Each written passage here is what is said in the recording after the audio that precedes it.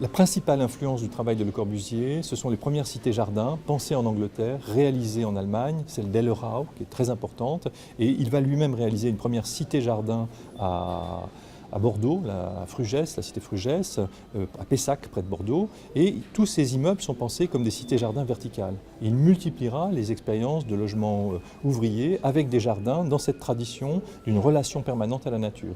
Aujourd'hui, eh bien, c'est une question. Est-ce qu'on a une vision critique? Est-ce qu'on pense que Le Corbusier était l'architecte du béton et des cités, des nouvelles villes, les villes nouvelles autour de Paris? Ce serait un mauvais procès. Ou est-ce qu'on pense qu'il a aussi amené une nouvelle idée du corps, une nouvelle idée de l'hygiène, ce qui est aussi vrai parce qu'aujourd'hui, tout le monde est habitué à prendre des douches, à aller au soleil, prendre des bains de mer et puis vivre dans des espaces qui sont très dépouillés, peut-être comme des lofts. Voilà. Le Corbusier est très connu pour cette idée du modular.